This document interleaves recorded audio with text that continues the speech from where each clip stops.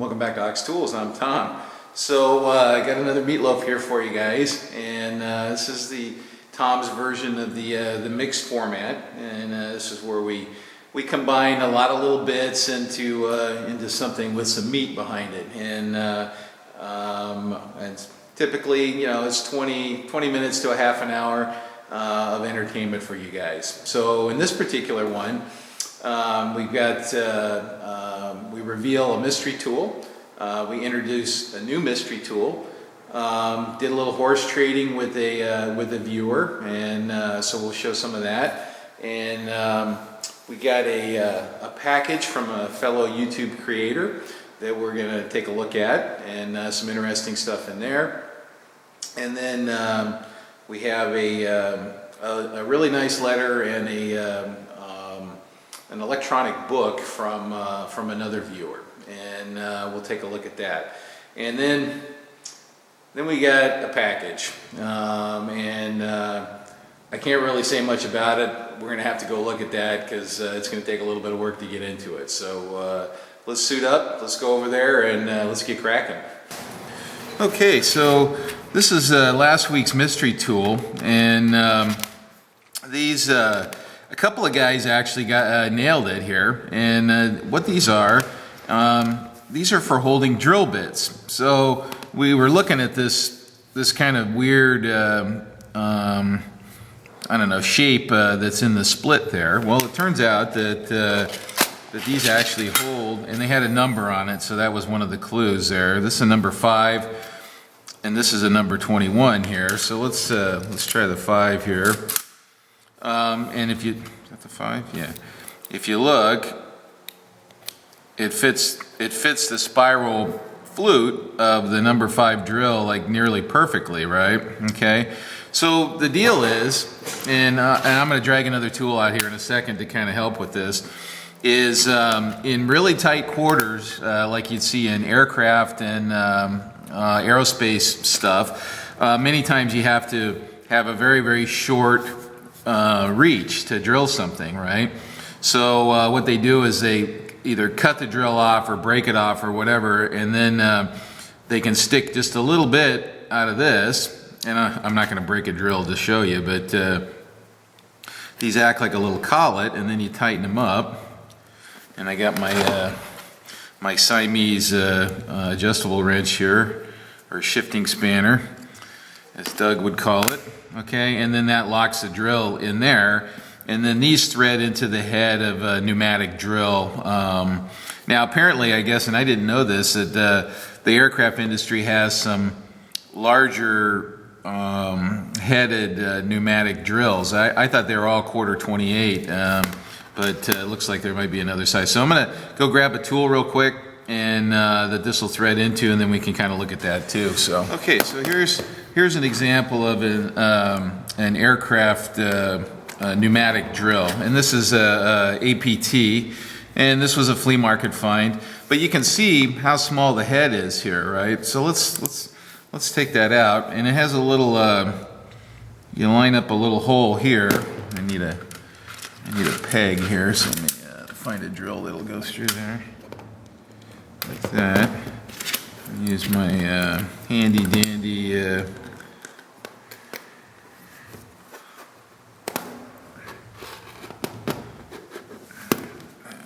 Feels kind of snug for some reason. Okay, and then there's our 1/4 28. So the idea here is then you'd theoretically, can I go? It's misbehaving. Oh, there it goes. Okay. Okay, so you could. I'm going to pull that out. So you could create if you had a set of these, you could put any size in. You can see these are made up, purpose built here. That's a number 30, which is I think a pretty common rivet size. Now you can buy these pretty easily. Aircraft Spruce has them, and McMaster sells threaded shank drill bits and stuff like that. But you can see potentially you could get a very, very short head length in there, so you can reach into these tight little places and drill. So So anyway, that's what those are. A couple guys correctly guessed. Thumbs up. Good job. And you know, that shape just kind of had a look there. We thought that looked familiar, and we were right. So anyway, thanks for looking, guys. Okay, so this one here, this thing that I kind of fell in love with at the flea market here. A bunch of guys knew what it was, and it's a fireman's tool. And apparently, what it is, and I guess they're used in pairs.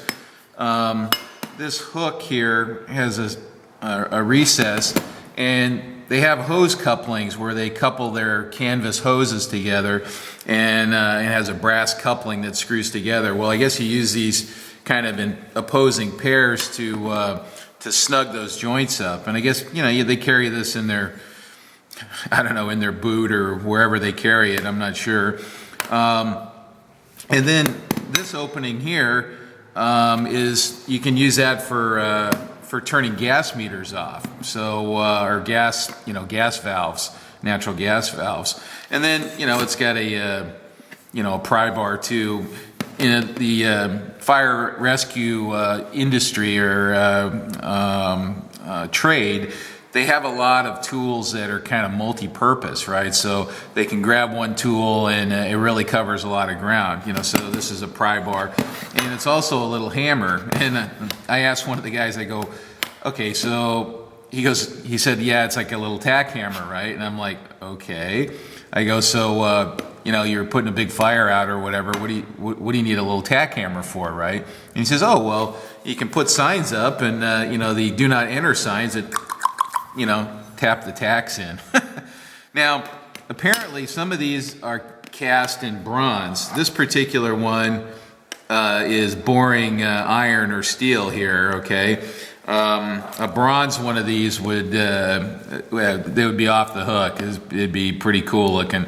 Well, not that this isn't cool looking. So anyway, still love it, and I got to decide how I might want to finish this. I may just give it just a light wire brushing to take some of the rust off, and then kind of do like what we did on the hammers there, just to kind of dress it up. And it's just cool looking. It needs to hang up somewhere. I just love the look of it. Anyway, thanks to all our firemen out there that chimed in and spoke up about what this was. Thanks very much. Okay, so this next one comes to us from a viewer. There's actually a little story here. Let me, I'm going to get this stuff out of here. That box over there. There's a little story here. And a couple of weeks ago, I went to the flea market and I got one of those Eagle 66 Oilers. And it was a weird one. It had a kind of a weird trigger on it and a weird tip. So we'll cut away for a second and go have a quick look at that.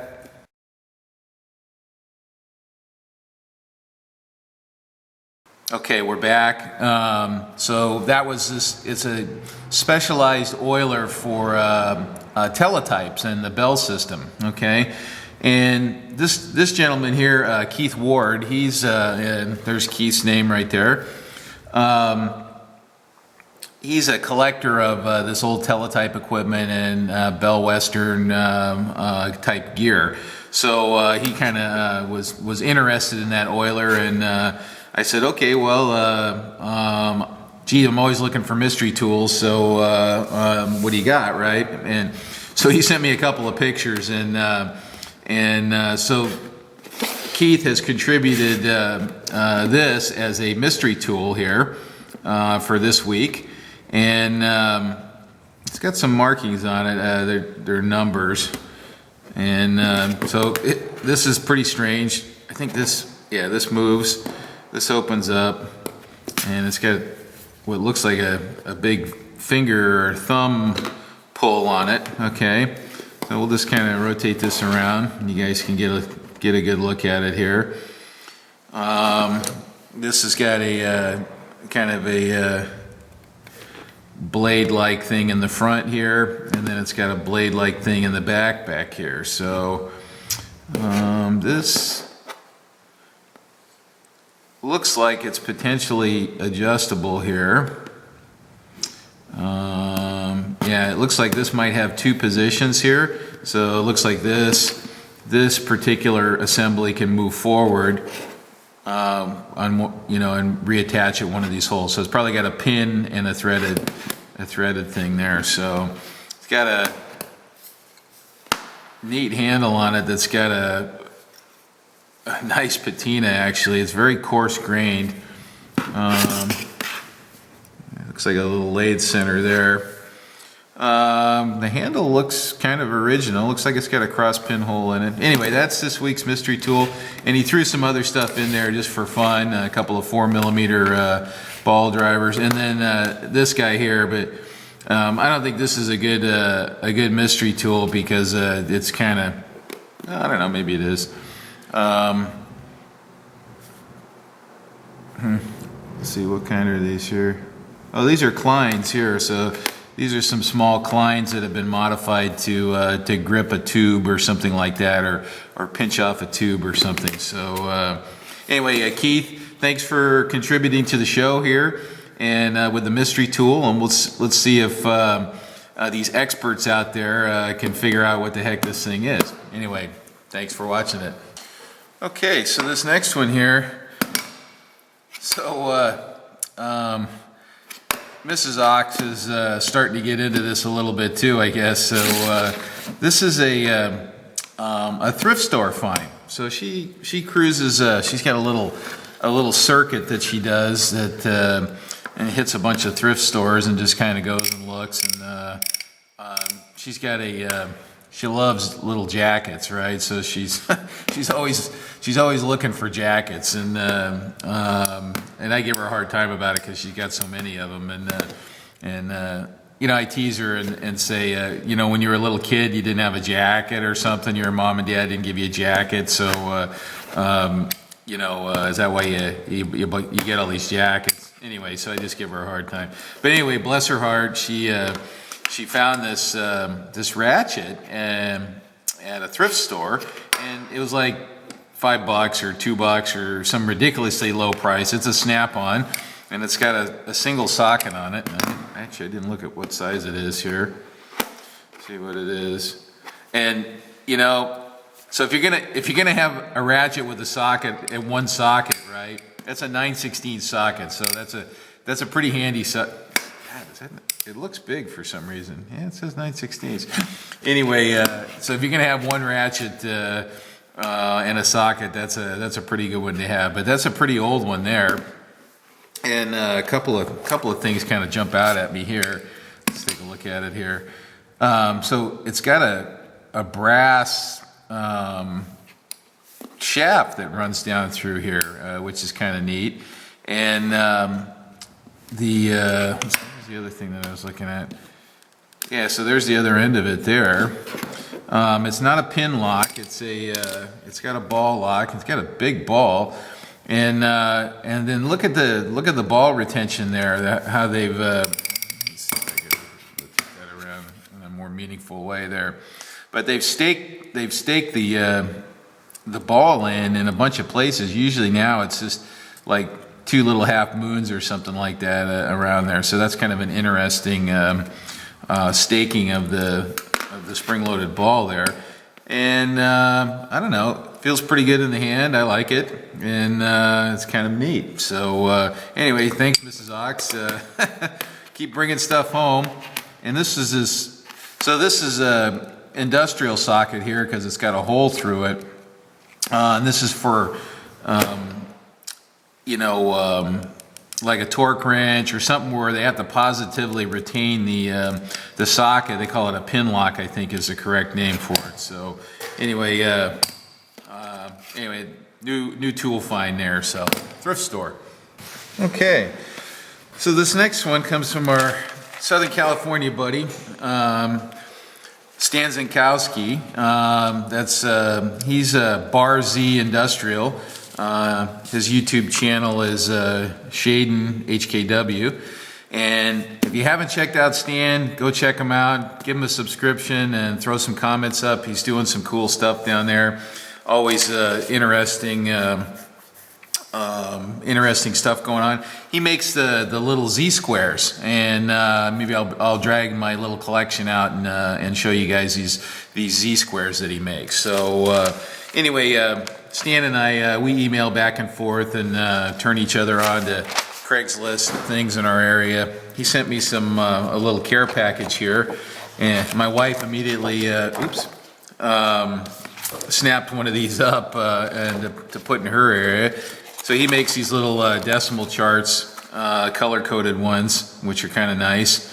And 6-place decimals, you know, can't be too accurate. So anyway, just funny. And then here's a bigger one, which I need because I can't see.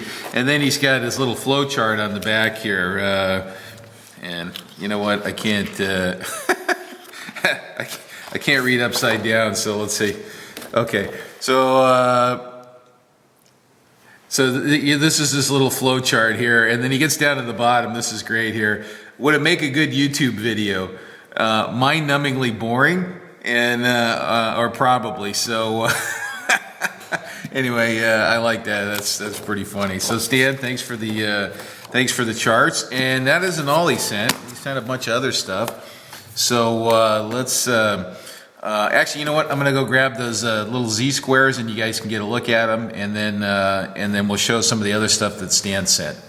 Okay, so here's this is my little collection of these bar Z squares here, and then so I keep them in a metal box, and this is this corrosion inhibiting paper here. So anyway, Stan has been super generous with me, sending these things to me for testing and just to use. So these are the first ones he sent me here, and these are early prototypes, I think. They have a thinner web on them. That's a 45 one there, and then these are the latest ones here, quite large, nice thick webs on them, and then they have Stan's kind of patented little edge on them there. They can hook on the edge of something. So anyway, and there's some different sizes there for comparison.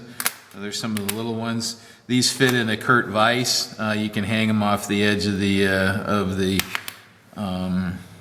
vise jaw. All of them you can hang off of the edge, but these fit within the vise. And then if you tap your holding screws, you can screw those on and use them for a fixture, which is kind of nice.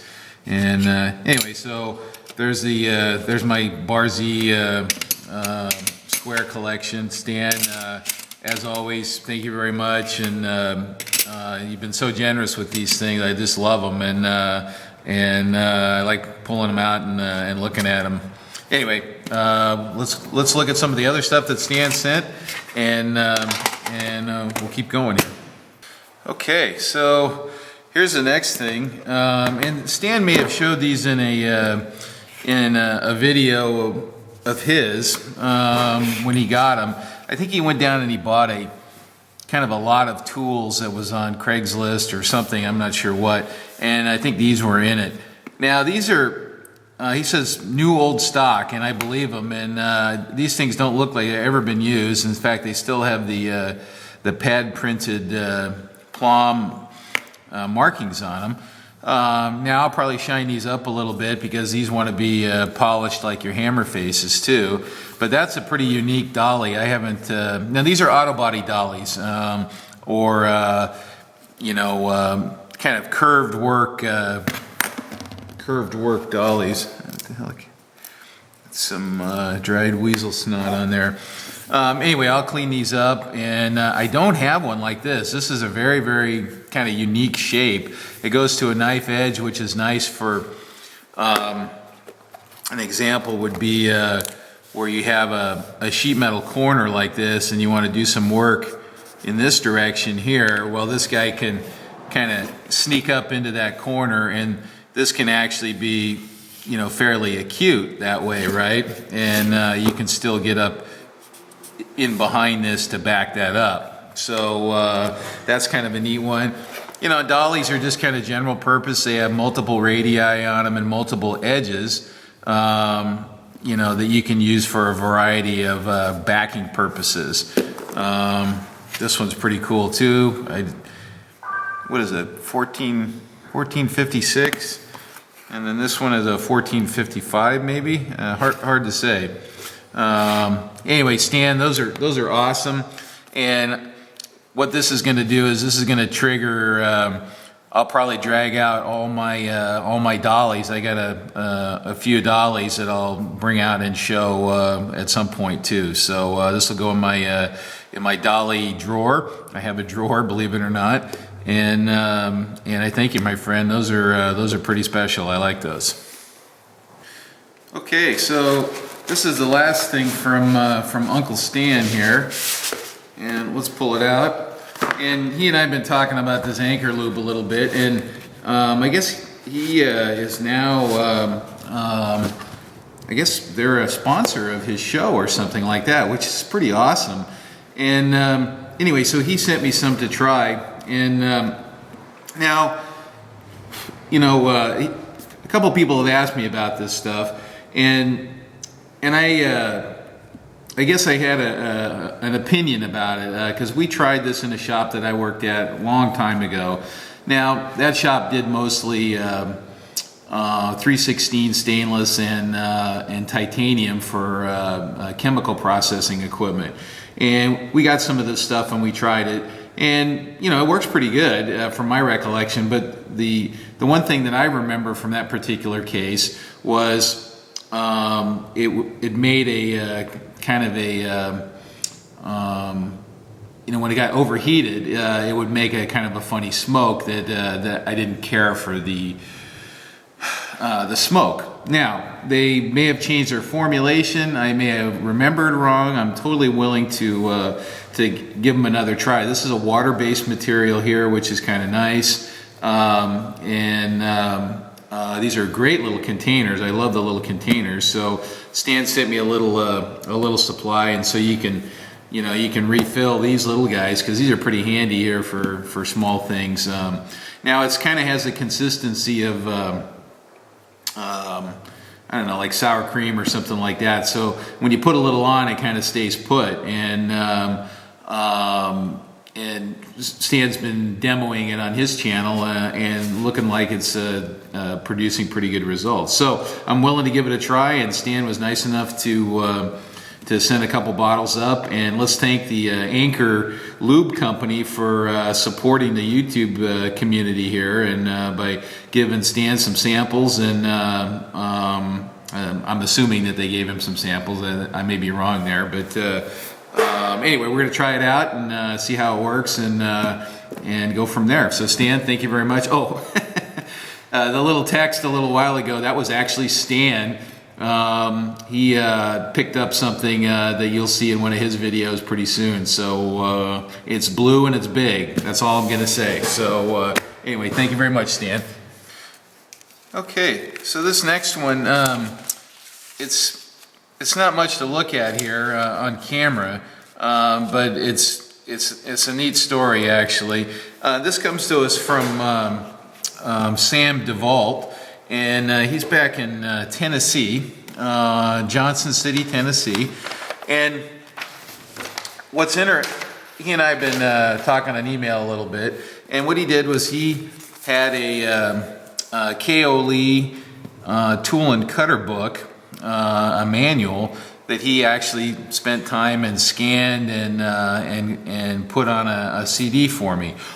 So he saw the little LeBlond tool and cutter grinder that I got, and he got excited and thought I might be able to use this. And Sam, let me tell you, I downloaded this onto my computer and I flipped through some of that stuff, and it's wonderful. It's just the thing I wanted for to go with the little LeBlond. And it's a manual. I guess it used to come with the machine or something like that. Anyway, what's interesting here is, and I find it kind of pertinent to our general discussion about you know, the trades and this undertaking as a career, right? So let's see here. So on the cover of the book, there's a price tag, and it says $6 up in the upper corner here, and I'll cut away here at a couple of spots to show you some of these things. So let's take a look at the cover.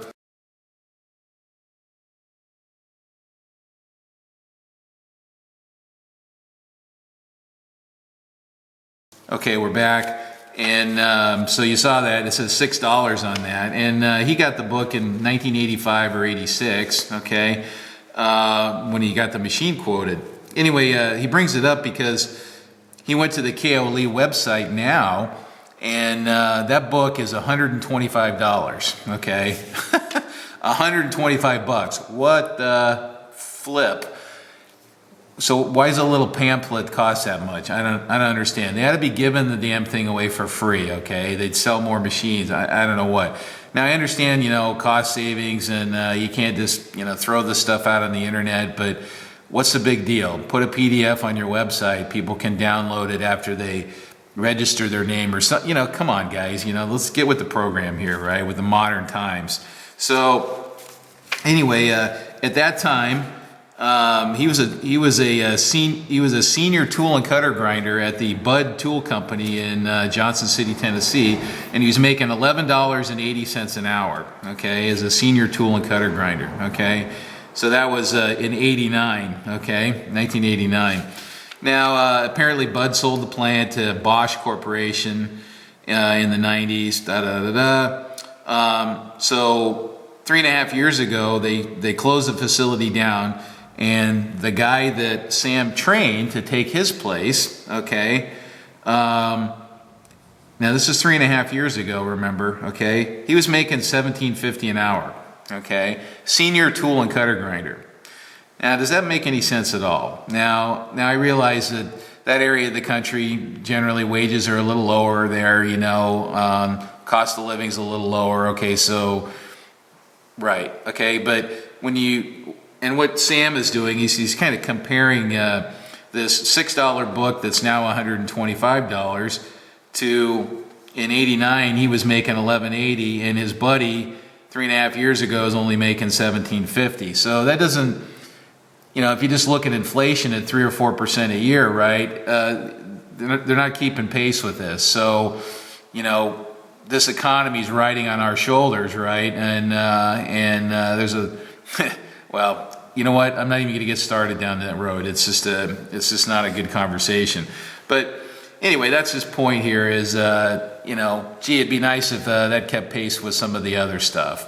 And you know, anyway, Sam, I don't mean to spin this into a gripe session or anything like that. I really appreciate you taking the time to copy this thing for me, and it's got some wonderful information on there, and I really appreciate that. And we're gonna get that LeBlanc going one of these days soon, and I'm gonna be picking your brain, buddy. And since you're the you've done enough of this stuff for all of us. So anyway, thank you very much, and we'll talk to you soon. Okay, so a little mystery package showed up in the mail, and then it had a little envelope. It had a little letter here. It says, Tom, I received a box in the mail with directions. So I followed those directions and mailed this box to you. I suspect people down south are up to no good again. Good luck. Sincerely, Charles. This is Charles Marlin. He's in Nevada, and so let's see what showed up here. It's kind of heavy. So there it is. No bozos. It's a box that's welded shut. Somebody's copycatting me here. So, but there's something in there that I'm probably interested in. So that's the whole trick. So part of the packing material is this here. Good luck opening. Let's see. Let's get all these on here. This is the next one here. So it's made out of stainless steel, and I checked it with a magnet, and it certainly is. And then we got Georgia rules. Now, I'm not sure what Georgia rules are, but I got a pretty good idea who this is from. So, he resides in the, he's in the agriculture business. So let's just leave it at that. And so we're going to use agricultural methods to open this up. So I'm going to limit myself to hand tools. We know we could mill this open pretty easily, but what about hand tools? So I don't know what's in here, but if I tap on it, it certainly feels like something's tight on that end, and it's a little more hollow on this end. You guys hear that? All right. Anyway, judging from the size of the corner radius and what it sounds like here, I'm guessing this is 14 gauge, maybe something like that, which is I don't know, about 70 thousandths. 2 millimeter stainless steel, something like that. So we're gonna horse around, and we're gonna try to open this thing up with hand tools and see what the heck is in here. So this will be a good one here.